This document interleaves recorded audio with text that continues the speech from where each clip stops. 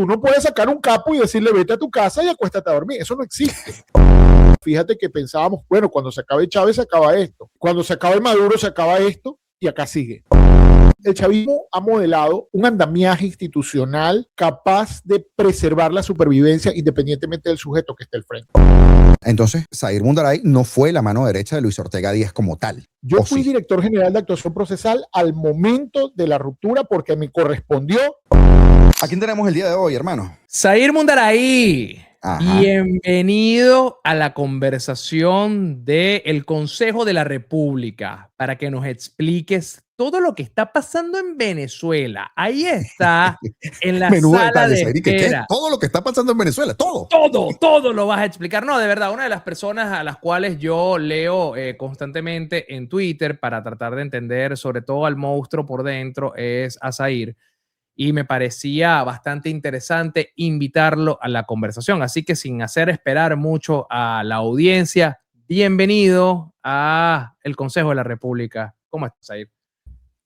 Hola, saludos. Bueno, yo pensé que yo venía a escuchar qué era lo que estaba pasando en el país. Ahora resulta sí, por eso te digo. Melania te puso. Menuda te puso tarea. en esa labor.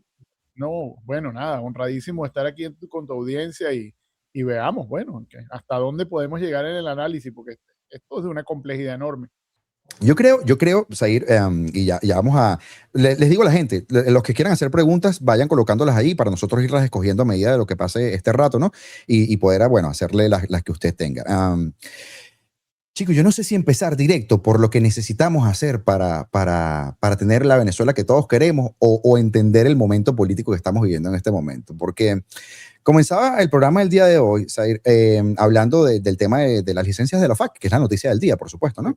Sí, y entonces está esa sensación generalizada de que el régimen se sigue portando mal, cada día se valentona más, ¿no? Lejos de rectificar, lejos de enmendar, ¿no? Y vemos el nombramiento de la Rieboe, vemos el nombramiento de Gle, vemos el nombramiento nuevo de Padrino López. Entonces, como que da las señales absolutamente al revés o equivocadas de lo que uno esperaría que bajo una tutela de los Estados Unidos estuvieran pasando. Entonces, quizás para utilizar tu experticia, que es muy importante, con el tema de los poderes del Tribunal Supremo de Justicia o de la Fiscalía, hagamos un resumen de la Fiscalía que tenemos al día de hoy, que bueno, no han pasado mucho tiempo, pero que no dista de la Fiscalía de Tarek William Saab. Sí, sin duda. Mira, yo creo que la apreciación que ustedes hacen sobre los signos es absolutamente correcta, ¿no? Uno lo primero que tiene que ver es por dónde va el speech que están diciendo, además cuáles son los informes y digamos, las señales que dan desde la perspectiva económica, que va por un lado, y acá va a salir un artículo que escribí hoy para La Gran Aldea, donde rescato lo que decía Jorge Rodríguez. Bueno, nada de eso es rescatable, pero un poco entendiendo la trampa de lo que dice sobre la economía estúpida es la economía, cómo desde lo estructural pareciera que el tema económico avanza por un camino y el tema institucional va en contravía. Y eso es evidente. El tema es que lo institucional en algún momento se coincide con lo económico y eso es ineludible, estamos ante una situación ineludible, pero además lo institucional es lo que trae mayor aflicción al ciudadano, es lo que hace sentir que realmente no hay ningún avance, porque la correlación o las relaciones entre Estado y ciudadano se mantienen en la misma línea, y eso lo ha venido modelando el llamado socialismo del siglo XXI. Yo creo que acá hay que hacer algunas reflexiones y estos espacios son muy útiles, sobre todo porque hay mucha gente joven que lo ve, para que la gente reflexione un poco sobre cómo se cambió el modelo republicano, que ya no es un modelo republicano. Ya. Es decir, estamos ante una situación de lo que llaman algunos teóricos el estado dual o el estado anómico, es decir, la norma va por un lado, pero lo que realmente ocurre dista mucho de lo que la norma dice, y además estamos ante una situación constitucional, una anomalía constitucional que pareciera no tener solución. Hoy la academia valientemente sacó un comunicado, me parece que debió haber sido antes, pero bueno, se le compra todo lo que dice y además en unos términos muy, muy didácticos, es muy puntual. El chavismo ha modelado un andamiaje institucional capaz de preservar la supervivencia independientemente del sujeto que esté al frente. Y eso es sumamente peligroso. Eso yo creo que hay que analizarlo. ¿Por qué? Porque inicialmente era estaba centrado digamos, en el poder. Una figura, Chávez, Maduro. Claro. Pero la caída de Chávez, o la muerte de Chávez, o la eliminación de Chávez, lo que haya ocurrido con Chávez, y además unas alianzas internacionales, sobre todo con países que están en resistencia permanente contra Occidente, o resistencia contra Occidente no, que son antivalores occidentales y que quieren imponer sus valores al resto del planeta, exacto, le ha servido de escuela y de aprendizaje. Y por eso ha mutado y ya no importa. Fíjate que pensábamos, bueno, cuando se acabe Chávez se acaba esto. Cuando se acabe Maduro se acaba esto, y acá sigue. Y acá sigue, y además se va transformando, porque ahora lo que hemos visto es a lo interno, un poco para que la gente que no está tan familiarizada con los nombres, han sacado del poder a parte de la estructura del madurociliato, una estructura íntimamente vinculada en lo personal, no estamos hablando con el régimen, en lo personal, con los esquemas de lavado de activos y de narcotráfico de Cilia y de Maduro, con los esquemas de control del poder grotesco. Recordemos que Cilia, bueno, a donde llegaba metía toda la familia, tuvo el control además de la Tesorería Nacional, tuvo el control de todo el sistema de justicia penal por muchos años, y ese poder ha sido parcialmente desplazado, porque aún queda gran parte de él. Además, los que quedan se están acomodando al nuevo poder. Ha sido parcialmente desplazado, pero no a favor de un cambio institucional, sino hacia el nuevo grupo dominante de poder, que además podría, digamos, en una situación hipotética no deseada, podría eventualmente ser desplazado por otro grupo de poder, porque finalmente el socialismo del siglo XXI está apalancado en la criminalidad organizada transnacional, y la criminalidad organizada transnacional juega. Es decir, hace mucho tiempo yo escribí un artículo, decía cómo caen los carteles, cómo se disuelve un cártel. Y los cárteles se caen esencialmente por el uso de la fuerza por parte de los estados que le persiguen. Y acá tenemos un ejemplo importantísimo en lo que hizo Estados Unidos al sustraer a Maduro Cilia y ojalá le dé continuidad a la persecución penal, pero también a las delaciones y los conflictos internos, siempre son fundamentales. Los cárteles se debilitan a partir de que, bueno, algunos saben que la forma de salir de este tema es delatar al otro, y bueno, empieza esa pugnacidad. A desmoronarse, y empiezan a agarrar células y empiezan, bueno, a desprenderlos, ¿no? Pero eso no implica que el sistema cambie. Yo recuerdo, por ejemplo, quienes estudiamos crimen organizado nos decían, cuando el Chapo caiga, Sinaloa, el cártel de Sinaloa no ocurrió. Y el Mayo se apoderó de lo que hacía su compadre Chapo, y quedaron los chapitos. Y ahorita los chapitos cayeron o negociaron con la DEA y entregaron a Mayo, y los cárteles están allí. Además, claro, a partir de una cantidad de convenientes asociaciones políticas que fueron permeando a la sociedad, que yo creo que además una de las cosas que hay que tratar yo no entiendo cómo las ciencias políticas, y eso también lo escribí hace poco, no enseñan de narcocriminalidad en ninguna de las escuelas, porque la narcocriminalidad es la que está de alguna manera marcando el rumbo a seguir en Latinoamérica. Las relaciones con Estados Unidos tienen que ver con la narcocriminalidad, pero las relaciones de cómo las democracias y las instituciones se solidifican o retroceden, todas tienen que ver con la narcocriminalidad. Así que aquí hay otro gran tema, y que en Venezuela logró incluirse, además de una manera a contravía. Y a contravía porque en general lo que hicieron los cárteles mexicanos en Colombia, incluso en Ecuador, se dieron cuenta que podían llegar al poder político, entonces financiaban a políticos, algunos se lanzaban a la política, etcétera. Recuerdo que Pablo Escobar se sentó por el Partido Liberal en el Congreso. Claro. El sueño de Pablo Escobar. O sea, yo siempre lo he descrito así, ¿no? Que la institución en Venezuela es el sueño político de Pablo Escobar, básicamente tener el Estado bajo un control criminal en donde todo ese resguardo institucional le permite, digamos, profundizar el negocio hasta llevarlo a a unas fronteras impensables para Pablo en Claro. este momento. Ahora lo tenemos con el chavismo en Venezuela. Claro, pero cuando te digo que es a la inversa, Melanio, es que esta gente primero llegó al poder político. Claro. Y luego dijo, yo me puedo apoderar de la actividad narco. Además, en una ilogicidad funcional que es propia de estas izquierdas radicales, es decir, si tú tienes la industria petrolera más grande del mundo y además la tienes en tus manos porque haces parte del control del Estado, ¿cómo es que te vas a poner a vender droga?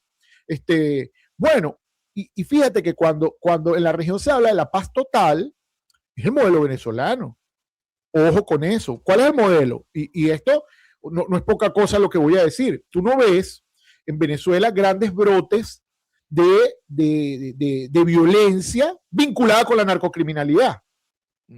Tú ves ahorita a Colombia, tú ves al clan del Golfo peleando con las disidencias, el otro, tú ves a México matándose los carteles. En Venezuela no, claro, porque tú no le puedes disputar la ruta a la Guardia Nacional, ni a la Policía Nacional, ni a los soles. Tú no le puedes disputar al Estado el control de narcotráfico. Y esa es la paz total, la que plantea Petro. Es decir, si claro, yo controlo el narco, y lo controlo de una manera institucional y controlo la criminalidad de una manera institucional y los que delinquen solo lo hacen con mi licencia, Tren de Aragua, Tren del Llano, los que están en el sur, etcétera. Yo creo un modelo que además de novedoso, muy parecido a algunos modelos africanos, etcétera, que desde lo institucional es muy difícil de combatir porque es que todas las instituciones pasan a estar comprometidas y ahora el desmontaje de esto es uno de los grandes retos que enfrenta, va a ser incluso transgeneracional, o sea, nosotros y los que vienen para tratar de acabar con esto, porque después que se instala, no son buenas noticias decir cómo desinstaló esta situación, ¿no? Pero tú sabes que me preocupa un poco, bueno, hay 57,000 cosas que acabas de decir que me preocupan de sobremanera, ¿no? Vamos a ir por parte tratando de ir desglosando en dónde estamos posicionados con el tema Venezuela, el narco, el movimiento de mata que hay en el país. Como tú lo describes, es algo a lo que yo le he hecho seguimiento y concuerdo contigo, la separación de Cilia, de Maduro y todos sus allegados de manera parcial, no completa, pero bastante avanzado. Todos esos testaferros, todos esos amiguitos, familiares, etcétera, que han perdido cuotas de poder para instaurar unos nuevos, y ahí tú ibas bajo la observación de que en Venezuela, en la caída de Chávez, por el motivo que sea, la caída de Nicolás Maduro por los Estados Unidos nos demuestra que el chavismo ahora como modelo político no responde a una figura de liderazgo, sino a una estructura criminal. Claro. Lo cual lo asemeja más a un cartel de la droga que un proceso político, e inclusive lo acerca mucho más al modelo de los ayatolás que a cualquier tipo de partido político que pueda haber en la región. De ahí tú ves la influencia de Irán en los procesos políticos venezolanos y cómo les han enseñado a trascender de la figura central para entenderse como un grupo de acción en conjunto. Ahora, a pesar de que les han enseñado y han copiado esos modelos, dentro de ese grupo de acción conjunta hay diferentes factores de poder que no se la llevan bien y están peleando entre ellos, y es evidente, es notorio que en estos momentos, por ejemplo, no sé cómo lo percibes tú, pero quisiera que me dieras tu percepción. Yo no pretendo que tú tengas la respuesta exacta de lo que puede estar pasando dentro del aparato, pero ¿cómo lo ves? ¿Cómo lo percibes tú? Esta es mi apreciación de lo que está ocurriendo el día de hoy. El nombramiento de Padrino López, en específico, dentro del Ministerio de Agricultura. Eso tiene unas connotaciones de la geografía venezolana para el narcotráfico y eso lo podemos analizar a profundidad. Pero más allá de entrar en ese espectro de lo que va a controlar él, quiero que analicemos lo que significa el nombramiento en sí mismo, Zair, porque esta es mi apreciación. Yo lo que estoy percibiendo es que desde el factor militar, que no está con Delcy, no es González López, no es los que están dispuestos a traicionar a quien sea con tal de que los Estados Unidos los dejen respirar todos los días en Venezuela. No, hay un factor que no está de acuerdo con eso o que quisiera estar en esa posición de poder y quiere tomarlo, y yo estoy percibiendo que hay una especie de golpe silencioso que le están dando a Delcy a través de su propio poderío en Venezuela. Le hace Diosdado, le hace Padrino López, porque, a ver, de ser destituido de ministro de Defensa para que posteriormente te den control territorial, suena como contradictorio. Entonces, ¿quién está presionando a Delcy para que haga ese nombramiento? Los Estados Unidos no es. Obviamente. ¿Por qué Delcy osa Osa. desafiar a Estados Unidos para posicionar a Padrino López. ¿Qué viene detrás de eso? ¿Cómo lo percibes tú? No, sin duda. Ahí hay un polo de poder que representa a Padrino López, que no en vano estuvo tantos años, bueno, ya casi todas. Wow. Y se sigue manteniendo Padrino López allí. Esto además ha generado inmensas fricciones a lo interno de la Fuerza Armada. No quiero dejar de referirme a algo. En paralelo, ha crecido de manera grotesca, tal vez, la Policía Nacional Bolivariana. Y esto es otro elemento que distorsiona totalmente la correlación de fuerza. Yo he discutido esto con militares y le he dicho, ustedes no se han dado cuenta que la Policía Nacional tiene mayor pie de fuerza que ustedes. O sea, son más que ustedes. Entonces me dice, bueno, pero el poder de fuego, yo digo, cierto, el poder de fuego la tiene la Fuerza Armada y la Fuerza Armada es un factor decisivo. Pero para controlar a la sociedad no se hace con tanques y aviones, se hace con la policía en la calle, con la policía y los colectivos, que finalmente han sido los elementos decisivos en esto. Entonces, ciertamente hay un factor todavía, una línea oscura, una línea, digamos, gris, que es hacia dónde va la Fuerza Armada. Fíjate que yo esto lo delaté, además de fuentes directas. Rodríguez Torres estuvo en Venezuela. Rodríguez Correcto. Torres llegó de España a Venezuela y estuvo varios días en Venezuela. La actividad que se le encomendó fue justamente esto que estamos hablando. Medir el pulso de la Fuerza Armada y qué piensa la Fuerza Armada de que eventualmente los Rodríguez se mantengan en resistencia y si cuentan con la Fuerza Armada para poder darle continuidad a esta situación de anomalía constitucional. Y los resultados, según lo que me plantean fuentes muy cercanas, fueron muy, digamos, ambivalentes. Es decir, un sector enchufado dice que todo se quede como está, no importa quién esté a la cabeza, pero nos importa que esto se quede como está, y un sector de enorme descontento que está desenchufado, por supuesto que tiene unas carencias y que vive con las mismas presiones, la misma situación que vive el resto de la población, que es una situación caótica. Por eso no se podía terminar de acabar con Padrino, sino que colocarlo allí, que además no es solo que maneje territorio y maneje cosas, sino va a manejar contratos públicos y una cantidad de cosas a los cuales va a colocar a militares que eventualmente siguen teniendo liderazgo, terminan allí, van a terminar siendo contratistas, van a terminar siendo importadores. Tienes que darle un espacio, porque esa gente que dice, bueno, yo te acompañé y fue esto y oprimí, cometí todo tipo de crímenes, claro. Y ahora bueno, ahora nos vamos a otro sector, a un sector productivo, vamos a expropiar tierra, vamos a hacer cosas y tal, y nos vamos a apropiar de lo que hay acá. Tienes que darle un espacio porque si no, todo agente libre se convierte en un problema. Y eso es lo que ocurre en esta suerte de cárteles.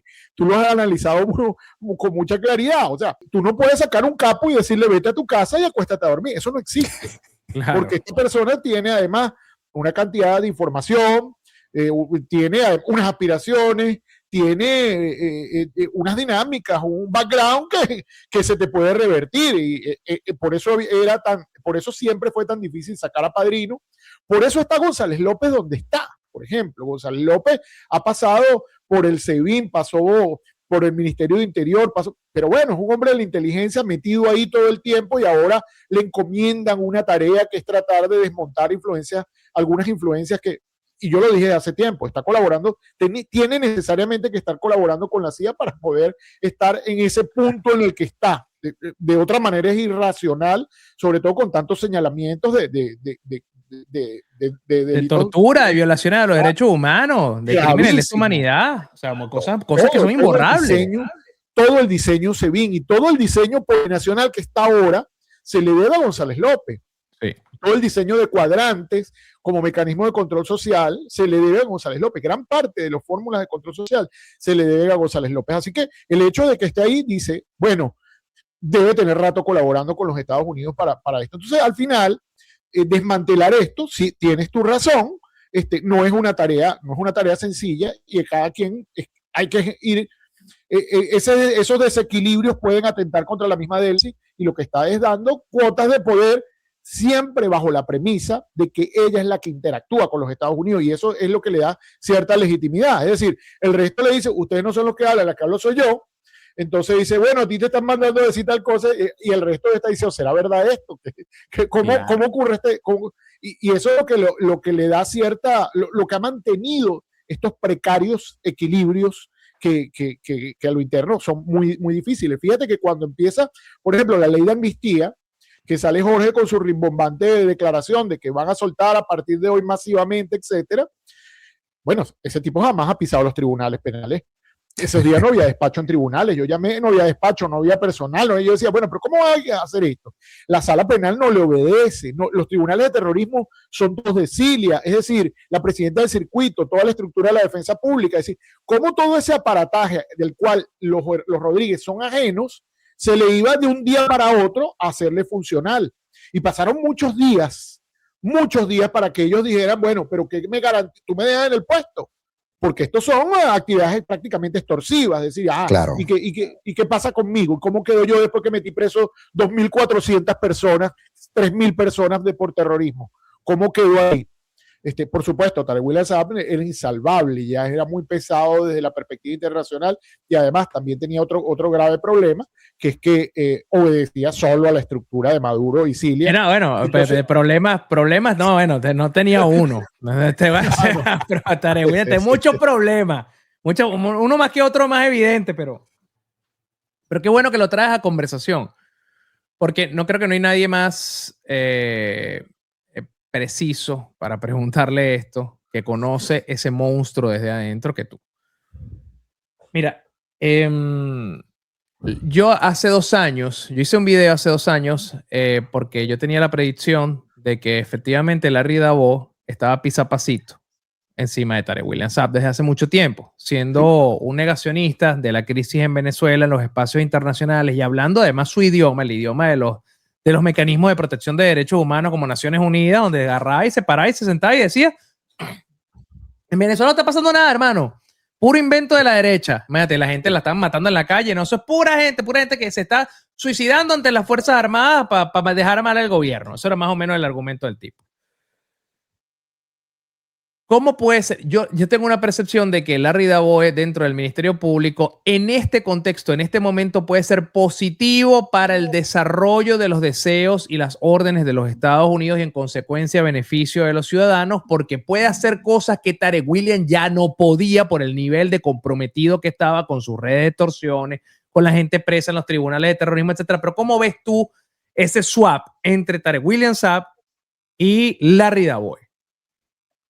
Mira, hay muchas variables. Primero, parte de la estructura del Ministerio Público se mantiene intacta. Algunas de las direcciones clave, sobre todo la Dirección de Delitos Comunes, se mantiene Luis Dueñez, que era el mismo director de Tarek William, se mantiene ahí y maneja todos los delitos comunes. Es una persona clave. Además, fue quien firmó la solicitud de orden de aprehensión contra Edmundo González y su cuñado, y quien presentó la acusación. Se mantiene en la misma dirección.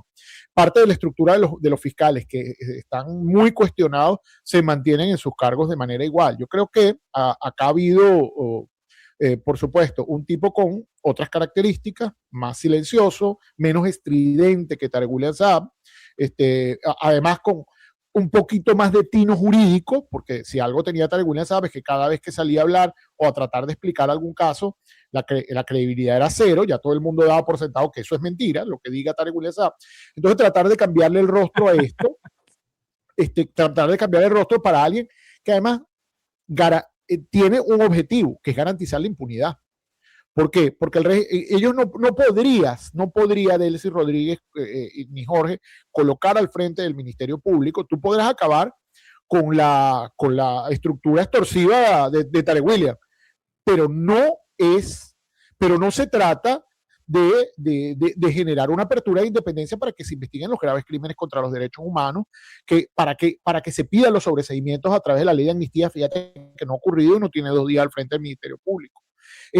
No ha hecho nada, por ejemplo, ni él ni la defensora del pueblo para solicitar la inconstitucionalidad o derogatoria de la ley Simón Bolívar, la ley contra el odio, etcétera, que tiene y que podría bien haber ejercido. Él tiene una sola misión: garantizar que en el Ministerio Público todo lo que tenga que ver con el grupo de poder de Delcy se mantenga intacto. Y luego que pueda servir de amenaza a otros grupos de poder que amenacen a este. ¿Ok? Porque esto es otra cosa diferente. Tarek William no servía para eso. Tarek William podía salir de chismosa y decirle, mira, a ti te están investigando por tal cosa y me están presionando. Ayúdame con esto, porque sabe que siempre estaba en la cuerda floja desde hace mucho tiempo. Cuando se llevaron a Maduro, yo el día siguiente saqué un post y dije, esta es la lista de los que están guindando. Y de primerito coloqué Tarek William Saab. Dije, no tiene ninguna posibilidad de sobrevivir a un lugar, a un régimen donde no esté Maduro y Silva a la cabeza, que lo habían salvado de manera permanente, y además que Diosdado tampoco lo quería. Entonces, en eso era una decisión fácil de tomar, porque estos dos factores de poder, tanto Diosdado como Delcy, estaban de acuerdo en que había que salir de él. Ahora, ¿a quién había que poner? Por supuesto que Diosdado quería que fuera alguien que le fuera afín, y por eso en su momento sonó que fuera Catherine Harrington, que de alguna manera le ha sido afín de manera permanente, que él mismo la puso de presidenta de circuito por mucho tiempo, es magistrada suplente en la sala penal, etcétera, etcétera. Y por eso es que no han cambiado los magistrados del Tribunal Supremo. Del Tribunal, eso claro. Me llama mucho la atención eso.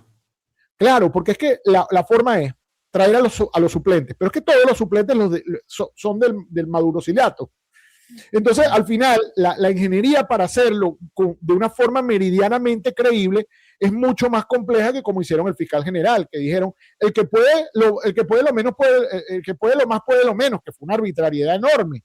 O sea, el proceso de designación, digamos, temporal, y luego todo el proceso sin baremo, etcétera, todo opaco, oscuro, donde inclusive, esto lo he dicho en otros programas, algunos de los que se postularon, me comentaron en privado, nos postulamos. ¿Será que nos postulamos? Porque era una decisión muy difícil, sobre todo gente que estaba vinculada académicamente, gente con una hoja de vida impecable, gente, y al final, bueno, algunos yo dije, mira, postúlense. Esto hay que ponerlo, hay que delatar que esto es un fraude. Claro. ¿Por qué? Porque si Larry de Boe le gana a cualquiera de ustedes, a cualquiera de estas figuras, evidentemente, ¿con qué? ¿Con qué credenciales? Entonces, eso lo descalifica, esto aumenta la brecha de ilegitimidad de ambos poderes, porque en el caso de la Defensoría del Pueblo pasó exactamente lo mismo. Entonces, bueno, se aseguró el poder ciudadano, se lo aseguró, falta el contralor, pero él sí se aseguró el poder ciudadano. Entonces, esta transición es una transición a favor de un grupo de poder y señalando o teniendo cuidado con los otros que amenacen, diciendo, puedo utilizar el sistema penal contra cualquiera.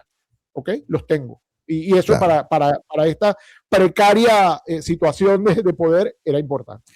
Zahir, yo voy a aprovechar. Estamos haciendo récord de audiencia el día de hoy. Este canal es nuevo, porque antes Meliano y yo salíamos en conjunto en nuestros canales individuales. Creamos este canal y es un canal nuevo y está haciendo récord de audiencia. Eso significa que esto está gustando mucho. Y hay ciertas preguntas que la gente recurrentemente está haciendo y que yo tengo que, con mucho respeto, por supuesto, de compartirlas contigo. Porque te debe haber pasado en múltiples entrevistas este tema de tú fuiste chavista, tú fuiste la mano derecha de Luis Ortega Díaz, tú fuiste el verdugo de la jueza Fiuni, esta serie de señalamientos, ¿no? Entonces, claro, para las personas que tienen esa percepción y que nos están preguntando allí, incluso con preguntas pagas y todo, tú conoces el monstruo desde adentro porque tú fuiste, ¿puedes hacernos un repaso sobre esa parte de Zahir Mundaray que quizás la gente no conozca tanto? Sí, bueno, eso ha hecho parte de algo. Porque quiero saltar de allí a la recomposición de la fiscalía. Pero ya vamos para allá. Pero fíjate qué interesante esto que te voy a decir. Una de las cosas que hizo el chavismo fue acabar con la comprensión de la gente de qué es gobierno y qué es el resto de cuáles son las instituciones del país. O sea, la gente que trabaja en el gobierno, todo el mundo, o que trabaja en una institución pública, todo el mundo dice es gobierno. El gobierno es el ejecutivo. Finalmente el gobierno es el ejecutivo. Luego todo permeó, todo finalmente se corrompió porque a lo cubano el chavismo creó que cuando hablas de gobierno, partido, Estado, república, es lo mismo cuando cada cosa es diferente. Distinto, claro. Es totalmente diferente. Yo empecé el sistema de justicia en 1994, imagínate. Chávez estaba preso y jamás fui chavista. Además, yo puedo decir que estando en tribunales tenía un amplio cuestionamiento porque teníamos un grupo de trabajo, trabajaba en tribunales, donde estábamos convenciendo a todo el mundo que le dijeran que no a la constituyente.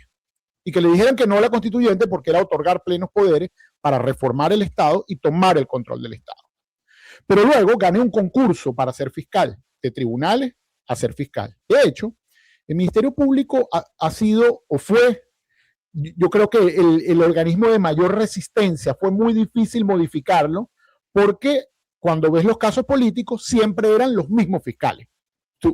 Hagan una lista, es más, es información pública. Eso es interesante porque como es información pública, lo puedes ver. Y dígame, cuando mienten sobre el caso de la doctora Fiuni, de la jueza Fiuni, claro. Eso lo creó Gorrín.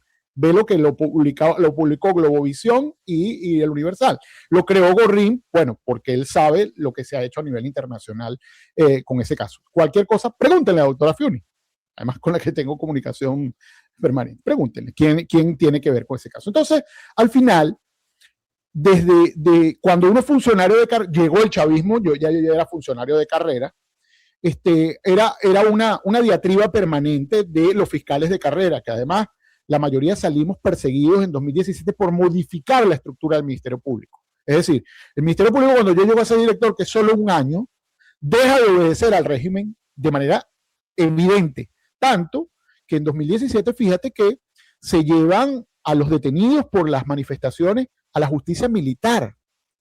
Nadie pareció darse cuenta de eso. No, claro, sí, claro.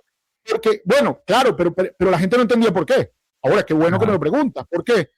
Porque yo que era director le dije, todo manifestante preso se va para la casa el mismo día. Y entonces, ¿qué hicieron? Hicieron una barbaridad, que es decirle a los jueces, que los jueces imputaran, contrariando el Código Orgánico Procesal Penal. Y luego, como los jueces decían, pero esto es una barbaridad, no lo podemos hacer, llévenselo para la justicia militar. Y ahí empiezan a decir, es más, lo dijo Mario Silva en un programa que todavía lo tengo, algún día se los voy a pasar en privado, dice, detrás del Ministerio Público hay una mano que mece la cuna, que se llama y me menciona. Por eso los colectivos empiezan a perseguirme. Eso empieza en 2017. Además hace algo muy interesante, que un foul mío ve todas mis redes sociales y publica, ¿cómo es posible que el tercero al mando del Ministerio Público no sigue a BTV, no sigue al presidente Maduro, ni sigue a Chávez? La gente puede tener su corazoncito, pero ¿cómo es posible que hayamos permitido que un funcionario con estas características haya llegado a ese cargo? Y empieza una guerra mediática muy, muy importante. Claro, porque, corrígeme si me equivoco, perdón que te interrumpo, tú eres director de actuación procesal, ¿no? Director general de actuación procesal. Exacto, director general. Y entonces la gente asocia inmediatamente así como que, bueno, este era igual de bicharraco, y claro, perdóname el término, que Luis Ortega Díaz, que bueno, que hizo todo lo que hizo. Entonces, claro, wow, es un estigma, ¿no? Claro, pero yo llego allí justamente para generar un cambio institucional que se produjo. Tanto que se produjo que la mayoría de los fiscales que estuvieron al frente de esto y que hicieron investigaciones importantísimas, como acreditar las muertes en manifestaciones públicas. El caso Odebrecht, y decir que era Maduro el autor, que eso lo dirigí yo también. Casos importantísimos, Pernalete, la masacre de Barlovento, la masacre de Tumeremo, casos donde había evidente enfrentamiento contra el Estado que yo dirigí. Todos esos fiscales tuvieron que salir del país y se mantienen anónimos, porque finalmente dice, bueno, al final la gente no entiende lo que es hacer carrera funcionarial y atender a la ley o creer que todo el mundo está en un verdadero paquete. Además, yo siempre le digo a la gente que no hay nada que deje mayor rastro que la función de fiscal. Y por eso siempre le he hecho llamados a los fiscales. ¿Por qué? Porque cuando tú firmas una orden de aprehensión, una acusación o vas a una audiencia, tú pones tu nombre allí, igual que el juez. Entonces, eso es fácilmente verificable en cualquier actuación. Yo fui nada más director de la Asociación Procesal un año y algo. Y ese fue el año del vuelco. Tanto que es tan interesante que tuvieron que aplicar una constituyente. ¿Cuál fue la primera decisión de la constituyente? La constituyente se constituye el 5 de agosto del 2017. El 6 de agosto toman militarmente el Ministerio Público. Y la primera oficina allanada fue la mía, para buscar los expedientes de investigación contra Tarek William Saab, contra Maduro, contra Diosdado. Que afortunadamente estaba en buen resguardo porque ya los habíamos copiado de manera certificada y luego los llevé a la Corte Penal Internacional, a varios organismos internacionales, etc. Entonces, digamos, esto es transparente. Ahora, la gente no tiene una idea de una cosa, ¿quién se la quita? Pues nada, claro. Lo que quiera, pero eso sí, si señalas a alguien, tiene que ser fundadamente. Y algo que fue interesante es que cuando el Ministerio Público en 2017 se rompe con esa obediencia que venía de tantos años, en 2016 y 2017, fue muy fácil hacerlo, porque casi cualquiera que conozca a un fiscal o tenga en su familia un fiscal sabía que no estaba de acuerdo con lo que estaba ocurriendo. Por eso los fiscales de la persecución penal, de la persecución política, siempre eran los mismos, siempre eran los mismos 5 o 6 nombres, que eran los únicos que se atrevían a hacer esas cosas. Entonces, es muy fácil saberlo. Y esa es la razón por la cual, mira, yo siempre he dicho, el que haya cometido alguna infracción desde el ejercicio, claro, algún delito desde el ejercicio de la función pública, que lo pague y tiene que pagarlo y tiene que estar sometido a investigación, a todo, que todo se verifique. Y esa es la única forma en que entremos en democracia. La única forma en que la democracia se consolide es que haya justicia. No puede haber impunidad en ningún cargo público, en ninguna función pública. No puede haber impunidad. Y te tajo para continuar con lo que te decía. Entonces, Zair Mundaray no fue la mano derecha de Luis Ortega Díaz como tal. Yo fui director general de actuación procesal al momento de la ruptura porque me correspondió remodelar el Ministerio Público y construir un Ministerio Público que cumpliera con la Constitución. Yo, bueno, de hecho, yo ni siquiera desde hace muchos años no hablo con Luis Ortega Díaz. Es más, claro, ya yo estaba en el Ministerio Público cuando ella llegó. Ya yo era fiscal cuando ella llegó al Ministerio Público. Yo estaba en el sistema de justicia mucho antes que ella llegara. Yo trabajé con 3 o 4 fiscales generales desde antes. Es decir, es como si tú digas, por ejemplo, yo siempre pongo la misma jueza Fiuni. No era juez con el chavismo. Tú le puedes decir que era chavista porque era juez. Claro. O el mismo Edmundo González. Tú puedes decir que Edmundo González iba a eso, de hecho. Bueno, fue diplomático en la era Chávez. Así es. Entonces, uno de los grandes temas, y es la única cosa que uno podría dejar eventualmente como aporte, es que la gente entienda el Estado. Y entienda, además, cómo para recomponerlo tienes que generar los procesos contrarios a los que se generaron para llevarlo a este punto.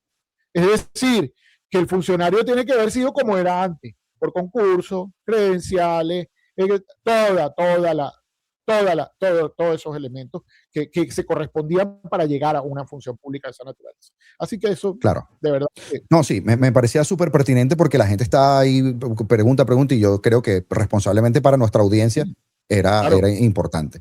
Ahora fíjate, hay algo que tu experticia en la materia, igual que Melania, yo siempre te leo y siempre estoy ahí atento de lo que tú colocas. Creo que eres un tipo que tiene una información brutal desde adentro, ¿no? Al día de hoy todavía, o sea, bueno, mejor fuente imposible, ¿no? ¿Cómo se recompone, Zair, la fiscalía? O sea, y lo quiero hacer, pero didáctico a nivel de niño de 3 años, porque yo soy de los que piensa que hay muy poco hueso sano dentro de las instituciones al día de hoy. Entonces es como que, hermano, si tú me preguntas a mí de repente, yo diría, mira, los vota a todos y mete un poco de gente nueva que por concurso. Ya. Yo complemento. Es que yo escucho gusto. A ver, si yo digo, vamos, por Dios, dale un vaso de agua a ese hombre, que respire, calmado, mira, toma café, hermano. Mira, déjame complementar aquí esto, ¿no? Claro, yo creo, a ver, porque ¿qué pasa?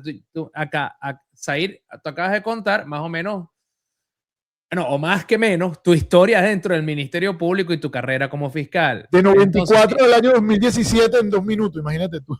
Por eso, o sea, imagínate, pero increíble. A ver, yo creo que yo pudiera hacer, mucha gente me ha propuesto, tienes que explicar cómo investigaste el caso Basil da Costa, cómo investigaste el caso de Pernalete, cómo investigaste la masacre, casos donde le dije al Estado, usted asesinó. En su cara, no por Twitter, como muchos de los que critican, dicen, no, en su cara un ministro, usted es el responsable. Es más, yo cité a imputar a González López en 2017. Es público, búsquenlo, lo cité para imputar. Vamos a ir por parte. Vamos a ir por parte. Yo hice, con el caso de Pernalete, en el caso particular, yo hice una investigación a través de un registro fotográfico y de video donde se demostraba cómo la Policía Nacional y cómo la Guardia Nacional utilizaba las pistolas las escopetas de lacrimógenas para dispararlas de manera vertical para causar el mayor daño posible. Eso lo llevamos hasta la Asamblea Nacional, lo llevamos a la Fiscalía, llegó a la portada cuando todavía se imprimía el Nacional. Una de las investigaciones que se utilizó en la Fiscalía, o uno de los recursos que utilizó la Fiscalía en su momento para determinar las responsabilidades en el asesinato de Pernalete. Y esto es importantísimo porque lo que estás resaltando, sumado a la explicación más o menos de tu paso por la fiscalía desde el 94 hasta el 2017, perdón. Te doy otro dato, tal vez, y perdóname que te ataje ahí. Léanse Sangre en el Diván, que lo primero que me persiguió fue Chávez cuando metí preso del mundo chirino. Imagínate tú cuando ando dándole golpe al rey. Sangre en el Diván, imagínate tú. Bueno, es más, ¿quién metió preso a Arné Chacón? Busca quién lo acusó también. Además, búscalo. ¿Quién metió preso a Arné Chacón por pseudo banquero? Un tipo para tener el suelo y un día tenía un banco. ¿Quién lo metió preso? Bueno, búscalo también, por cierto. Es que no te puedo contar, porque son demasiados casos. Pues, el sueño venezolano. El sueño venezolano, un día en camionetica y el otro día en yate, divino. Mira. Tenía un Lada, te cuento, cuando mandé. ¡Tenía un Lada! Tenía un Lada, sí. Tenía un Lada. Imagínate. Y vivía en los bloques del silencio, imagínate tú. Mira, a ver, la reforma del Ministerio Público viene por la reforma del Estado. La propuesta de Augusto es, vamos a despedir a todo el mundo, hacemos un concurso y traemos cosas. Pero es que si tú despidas a todo el mundo, claro.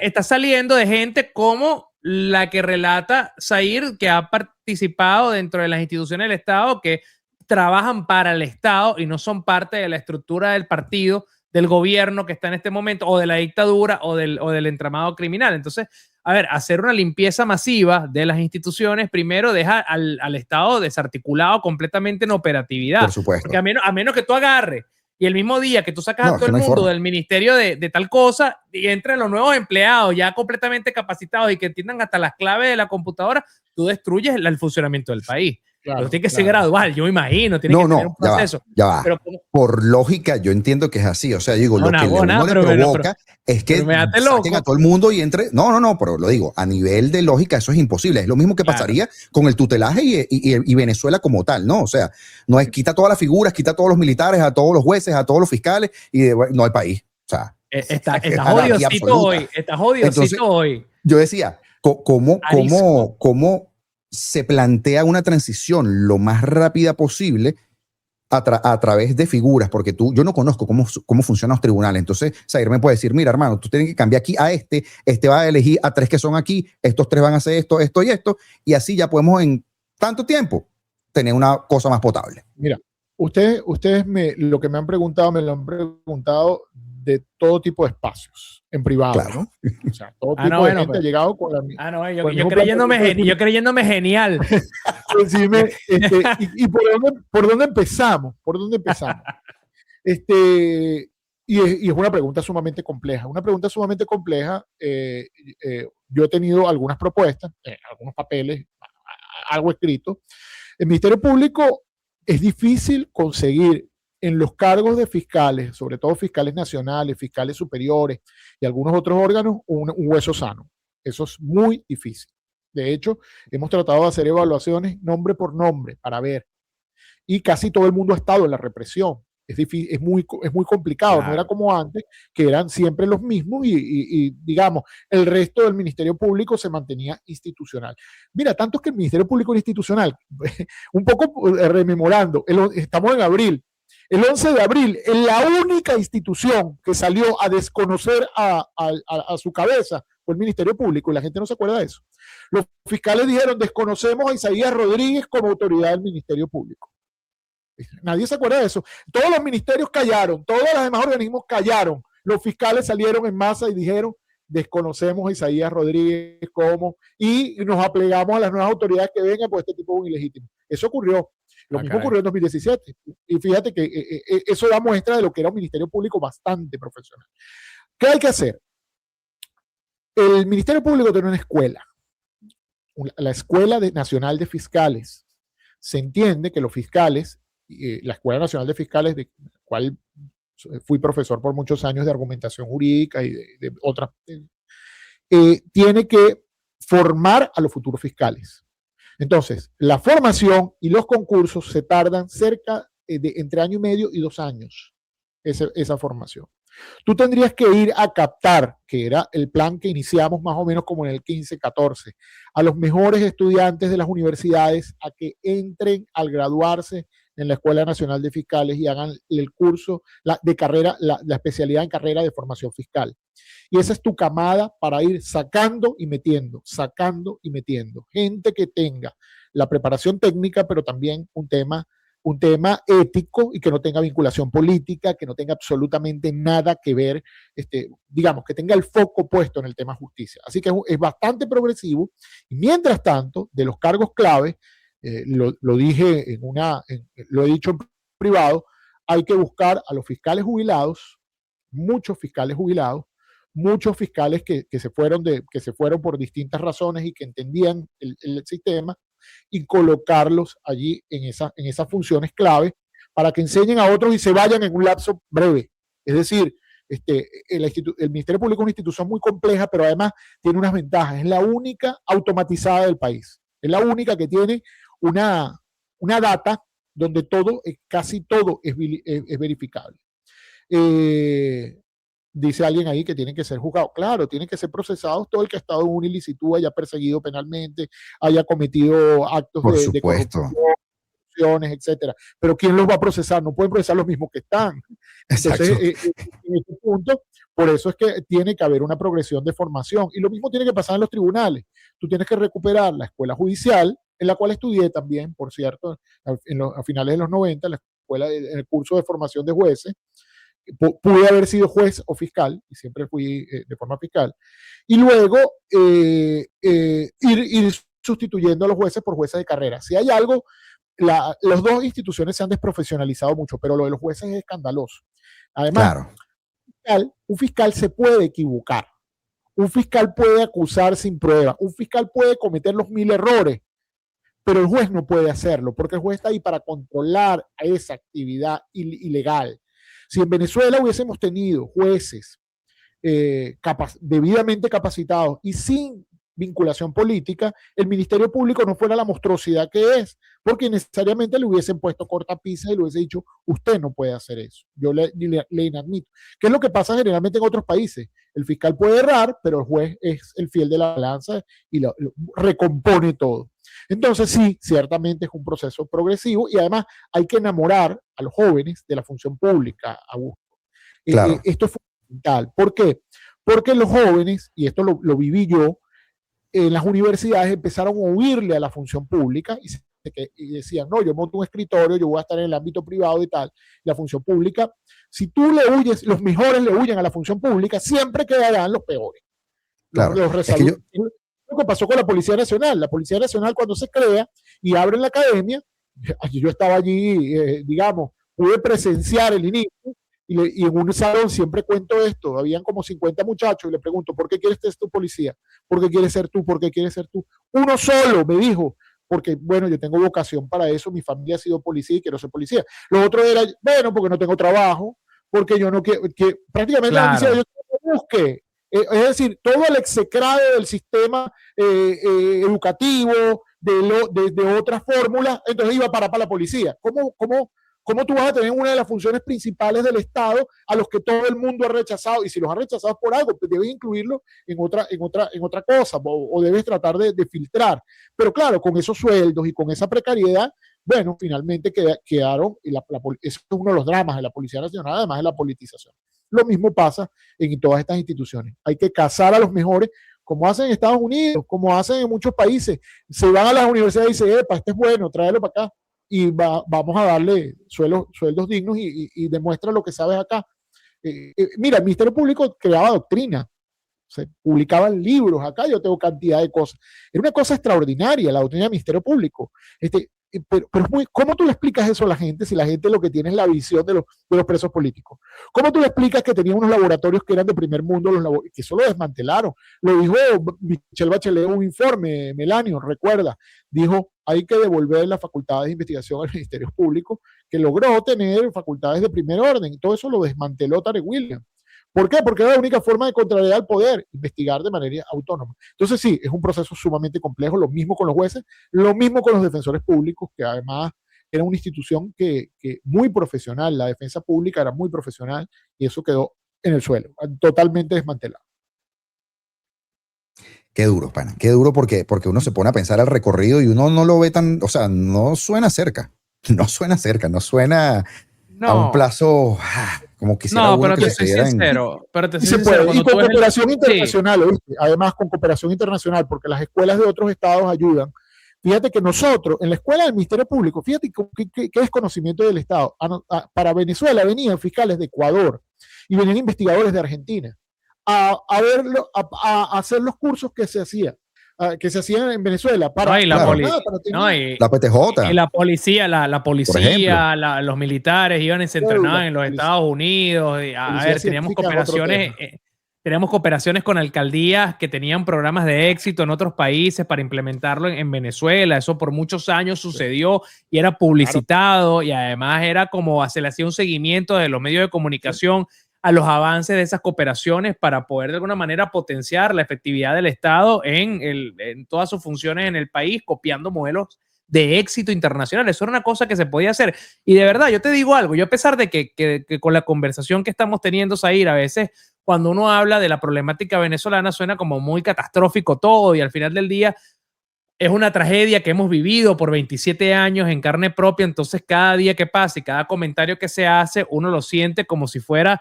digamos, un golpe directo al corazón y uno se desanima y uno dice, como dice Augusto, bueno, pero cuando uno escucha esto, uno ve esto distante y uno ve esto distante es imposible, pero realmente con una cooperación internacional real, con voluntad política en el terreno, con una dominación de poder que los doblegue y que los obligue a soltar la moto, ¿sabes? A soltar el manubrio que van en el carro agarrado. Cuando suelten eso, ya la cosa va rodando mejor. Zair, muchas gracias. Estamos obligados a hacerlo, porque es que nosotros, nuestra generación, no le puede dejar el país los escombros del país. O sea, es que este es un motivo de vida. O sea, tú no te...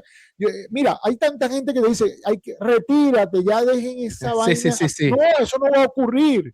O sea, uno tiene el compromiso de aportar y ayudar a que esto se recomponga, si no es entregarle el país a los Rodríguez y que haga lo que le dé la gana, y eso no, que va. Y si esa a no es una estas opción. alturas, seguimos. Una resistencia, claro. No, si todas estas alturas todavía seguimos en esto, y mano, pocas probabilidades de que desistamos a este momento. Zair Mundarriz, muchas gracias por haber estado y ser parte del Consejo de la República. Fue para nosotros un placer conversar contigo. Quedan estas puertas abiertas para otra conversación y seguimos leyéndote en redes sociales para enterarnos de lo que pasa con el monstruo desde adentro. Te mandamos un abrazo, hermano. Un abrazo. Es así, brother. Gracias. Saludos. Chao. Gracias por tu experticia. Wow. Impresionante, ¿no? Es un programa para repetir. Qué conversación. No, yo creo que así como dijimos al principio, ¿no? Hasta para llevar.